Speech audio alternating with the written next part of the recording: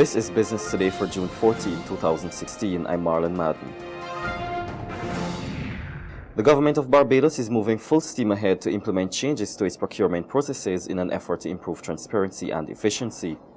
Minister of Finance Chris Sinclair says legislation governing public procurement is at an advanced stage and is expected to go before the House of Assembly before the end of this year. It's a part of the whole reform of the public finance management system of Barbados, where we are going to create central rules or main governance rules for procurement, but then decentralize the operational aspects, because most things don't run through, in terms of government, central government, run through the central purchasing department.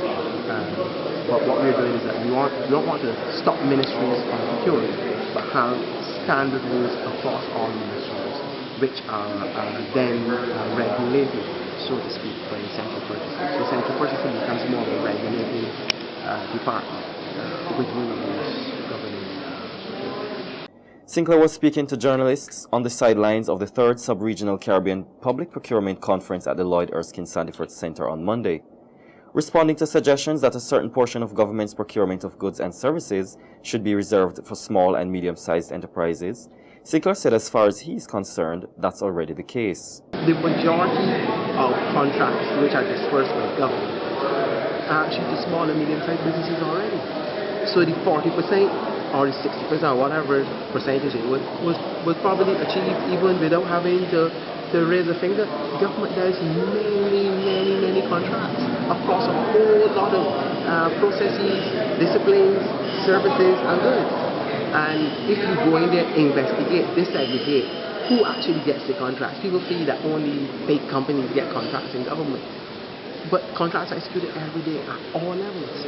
I mean, across a vast system by our standards in Barbados. And if you really check it, the majority of those are small and medium-sized businesses, not large ones.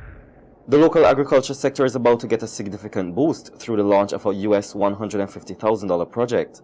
The initiative, which is being led by the Samuel Jackman Prescott Polytechnic, SJPP, and the Organization of American State, or OAS, is designed to provide an alternative approach to the management of crops.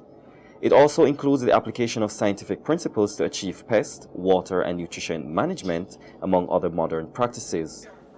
Project team leader Dr. Leighton Noreen says there are numerous problems facing agriculture in the region, and he believes the project, which uses a hydroponic model developed by the Clarence Fitzroy Bryant College in St. Kitts, should help to create some solutions to those issues.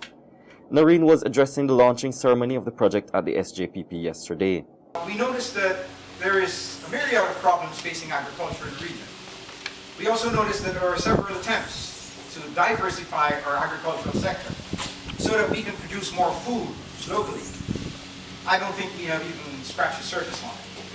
And I don't want to call out anyone, but I think we're all responsible for perhaps the failure, if I can call it that, the failure of being able to produce our own food or maintaining our food security in the Caribbean. He says improving the local agriculture sector means more local jobs and more foreign exchange earnings for the island. Whenever we buy, let's say, for example, tomatoes from Florida, and I'm not trying to hit on my friend Kevin, but whenever we buy tomatoes from Florida to our Caribbean countries from historically agrarian societies, we're helping to build a business somewhere else. And the kind of economics I would like to promote is one where we help to build businesses that are local, create employment. We create employment, we also create, I would say, a multiplier effect of a growth goal or a community in which we can have other horizontal benefits, all right? So it's not just about a point of sale price that we're looking at. We're looking at development. Executive Director of the Pinelands Creative Workshop, Rodney Grant, wants urgent reforms to the education system. He says the current system continues to force children to do what they are not good at despite early signs. Grant says it's important that students are trained in careers that they are interested in or good at so they can earn a good living doing something they love when they leave school.